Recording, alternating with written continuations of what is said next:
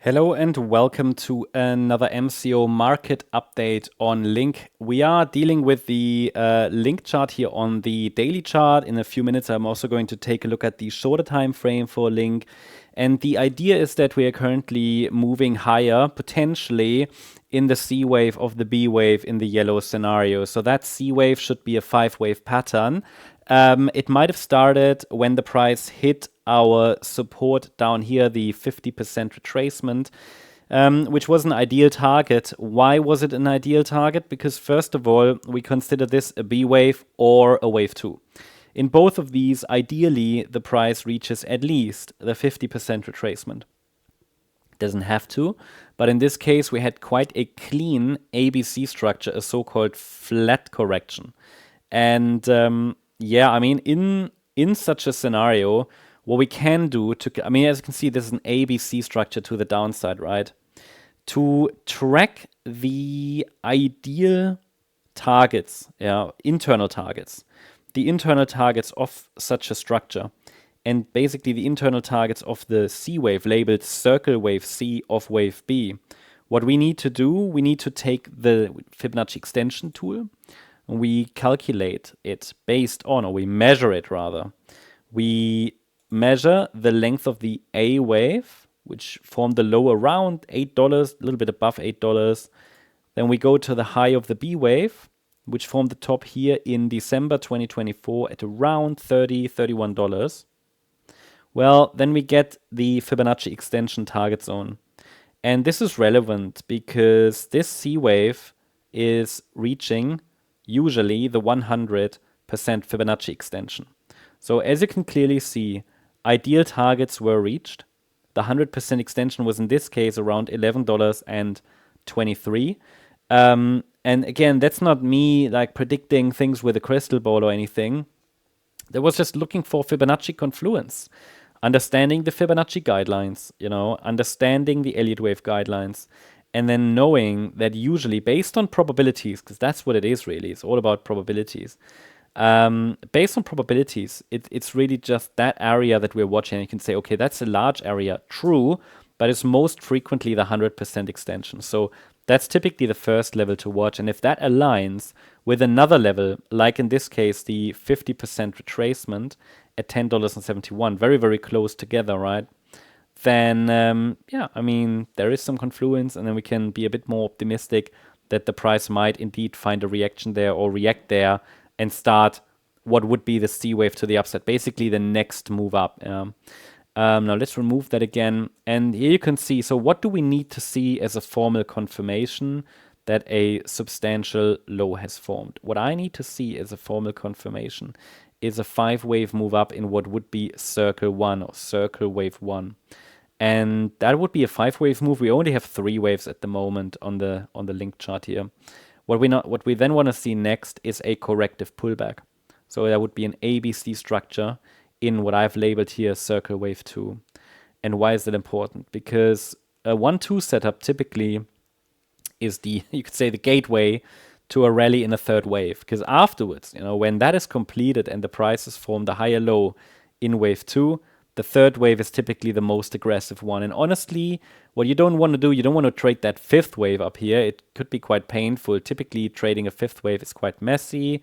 It's quite difficult. That internal 4th wave will be a pain and so on. But once we see that the initial 1-2 setup has formed, the third wave could be an interesting move to trade.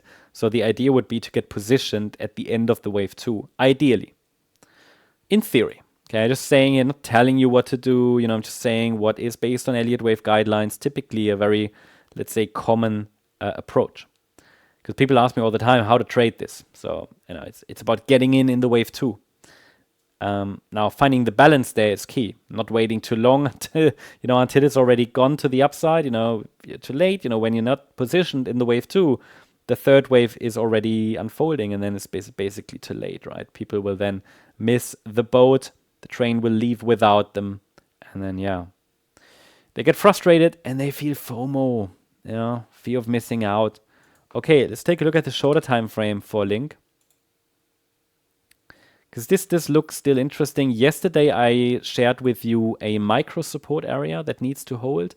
That's defined between $14.04 and $14.34, or at least it's the micro support area. I think I shared it even today in our membership area, and we already saw. Well, it's holding. It's holding.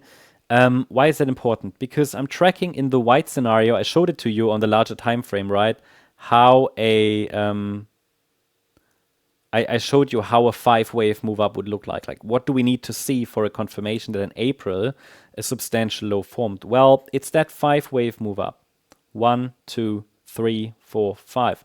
Now, if we're tracking a structure like that, we know that a third wave should normally get to the 138% extension. It's always the same roadmap, and it is the $17.31 level that we're tracking here. And the $17.31 level, again, is the 138% extension. So if we get at least there, then I can add support for this fourth wave. And then the fifth wave up would likely be the last wave up in the cycle here. Then we have circle 1 complete. And as I said, wave 2 will be there somewhere, and we will add support for it.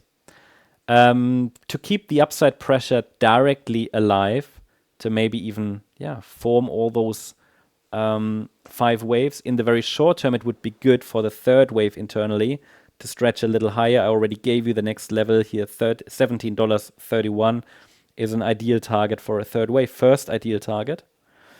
But the next resistance is 1560. That's just resistance. Okay, it's not an ideal target, it's resistance. And above that level, I've got the 1664 level. All of those would actually be a little bit too low for a third wave, an internal third wave. So to really call it a viable third wave, I want to see it get to $17.31. And then the fourth wave pullback, again, would be a higher low ideally. And in the very short term, to keep the upside pressure alive, it's 1404 that needs to hold. Below that level doesn't mean we're heading into a bear market. It doesn't necessarily mean everything's failing or breaking down or the analysis failed or anything crazy like that. No, it just means that the microstructure is likely morphing. It warns us that the, let's say, a larger pullback is unfolding, and then the focus will shift to the lower support area for a potential B-wave pullback in the alternative scenario here, with support between $12.58 and $13.51. That's at the moment how I'm tracking the link chart. I hope you liked the update. If you did, please hit the like button, leave a comment, and subscribe. And if you really like the content, then please check out the channel membership. Also, make sure that you follow us on Instagram and Twitter for additional content. And especially on X, if you're interested in additional short-term updates, you'll find these there. The link to our X profile is in the description. Thank you very much. Bye-bye.